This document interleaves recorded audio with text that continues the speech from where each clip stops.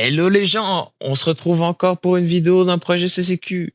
Bordel, j'en fais beaucoup. Mais au moins ça me fait poster, donc ça va. Bref, cette fois-ci, je vais avoir un air un peu plus sérieux parce qu'on va aborder un sujet qui est quand même pas mal d'actualité. Les identités de genre et les orientations sexuelles. Je vais parler en premier lieu des aromantiques et ensuite on se penchera sur le cas des trans et des bi en accueillant un ami à moi. Ce qui m'a poussé à choisir ces sujets pour expliquer un peu, c'est le fait qu'ils soient peu connus ou encore mal compris ou simplement pas acceptés comme il faut. Bref, c'est parti, on commence.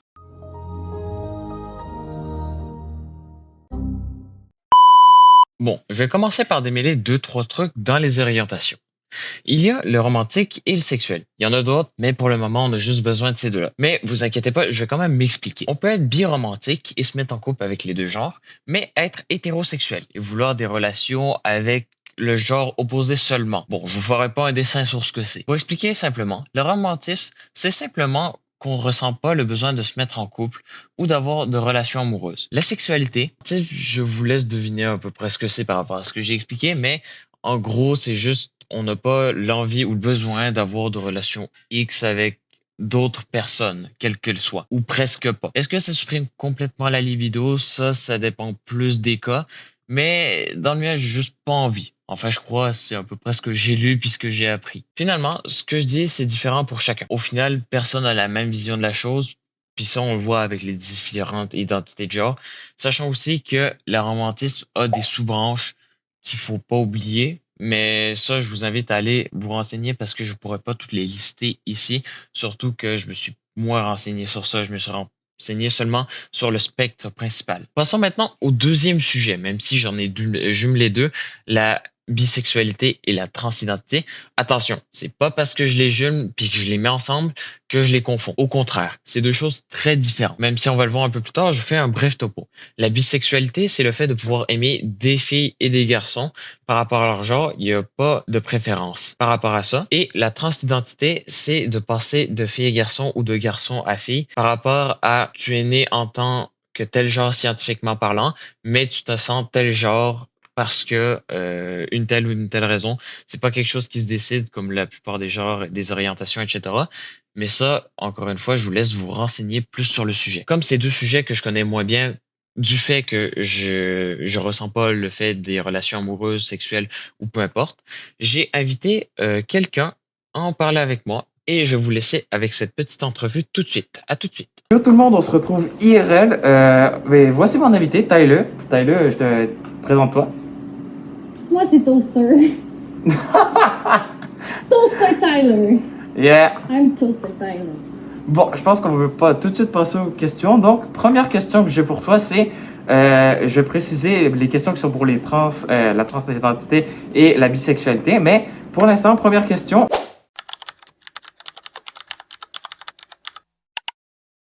Qu'est-ce que c'est? Puis là, je parle bien des deux. Sexualité.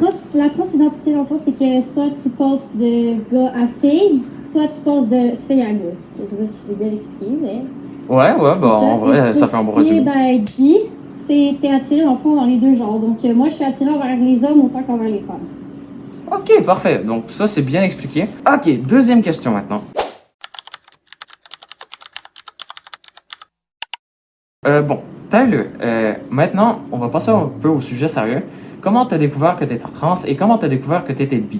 En fait, j'ai découvert comment que j'étais trans, dans le fond, parce que depuis que je suis tout petit, en fait, j'ai toujours eu un style tomboy, mais j'ai remarqué que j'avais toujours cette attitude-là de gars, puis je me sentais vraiment plus comme un gars. Puis en fait, quand une personne qui était chère à moi, mon cœur, dans ma vie, ça a fait que j'ai catché en fait que, ouais, je me sentais vraiment comme un homme, puis que je vivais dans le mauvais corps. Puis c'est comme ça en fait que j'ai découvert que que moi je suis un gars. Et c'est pour ça que je suis devenue trans.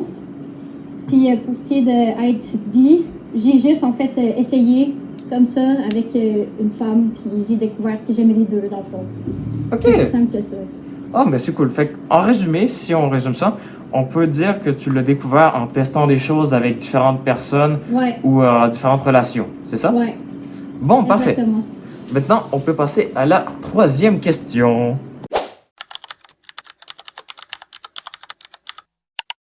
La troisième question, c'est comment tes proches, etc., ont réagi quand tu leur as annoncé? Autrement dit, comment tes proches ont réagi quand tu as fait ton coming out? En fait, ma famille, puis mon entourage, mes amis, en fait, ils m'ont déjà de base, dans mes amis, j'ai déjà des gens qui étaient bi, trans, en fait, pas mal, tous mes amis font partie à peu près de la communauté LGBTQ. Puis dans ma famille aussi, j'ai ma soeur, elle est lesbienne, donc ça a vraiment été facile, en fait, d'en parler aux gens. Puis je suis juste arrivée, en fait, puis j'ai dit, bon, ben, je m'appelle Tyler, puis je suis un homme, fait que c'est ça.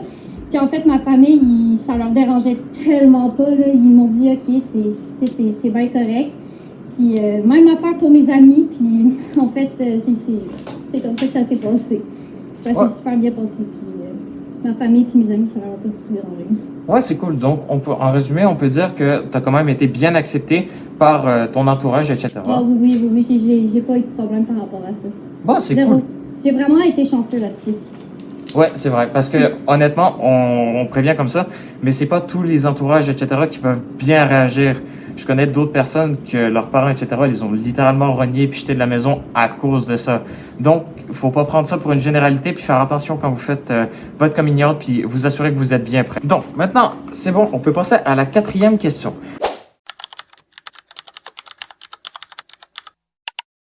Donc, Taylor, ma quatrième question est assez simple.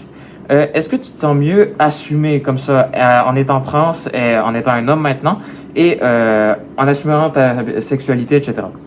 Ouais, je me sens vraiment mieux en étant, parce que je me sens moi-même, en fait. Je me sens moi-même, puis j'ai tellement plus de facilité à m'approcher vers les gens, puis je me sens juste énormément bien dans ma peau. Je me sens moi. Avant, je me sentais vraiment pas vraiment moi. En fait, j'étais toujours à la recherche de je suis qui, en fait.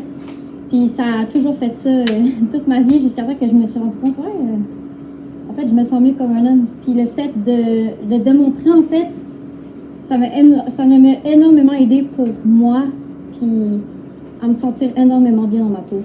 Fait que oui, Ouais. vraiment beaucoup. Donc, le fait d'assumer, etc., t'a aidé à beaucoup te sentir mieux. Est-ce que tu vivais du mal-être avant parce que tu n'étais pas assumé? Oui, parce que pas pour moi, mais plus pour les autres, parce que j'avais peur qu'on m'accepte pas comme j'étais, puis j'avais peur en fait qu'on me repousse. Donc oui, beaucoup, là, ça m'empêchait vraiment de faire quand même beaucoup de choses que aujourd'hui je fais comme ça, puis que j'ai pas de problème à m'avancer vers les gens. Ok, fait que ouais, le fait de pas être assumé te faisait vivre quand même un peu de mal.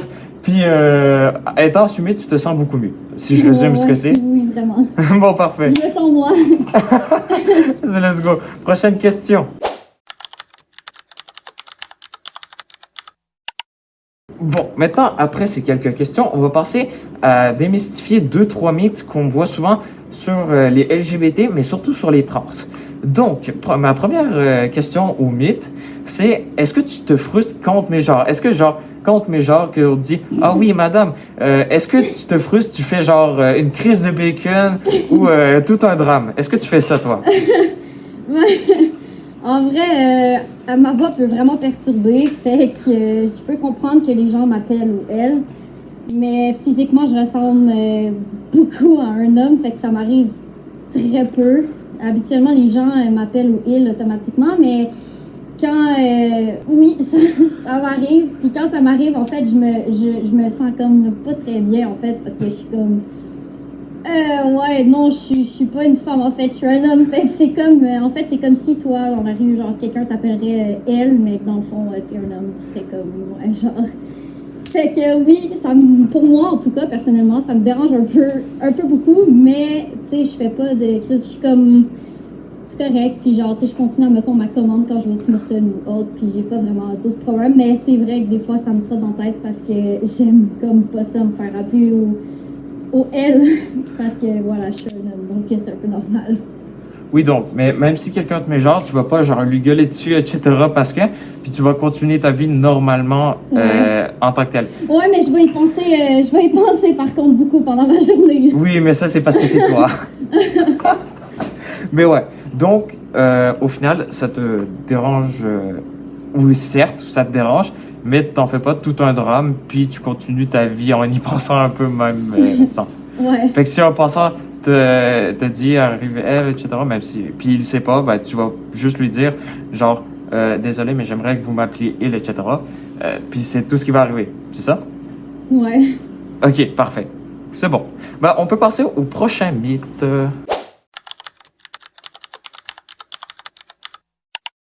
Ok, donc maintenant on peut passer au prochain mythe. Ça, c'est quelque chose, je vous le cache pas, c'est quand même assez compliqué, mais c'est une question que personnellement je me posais puis je voulais savoir.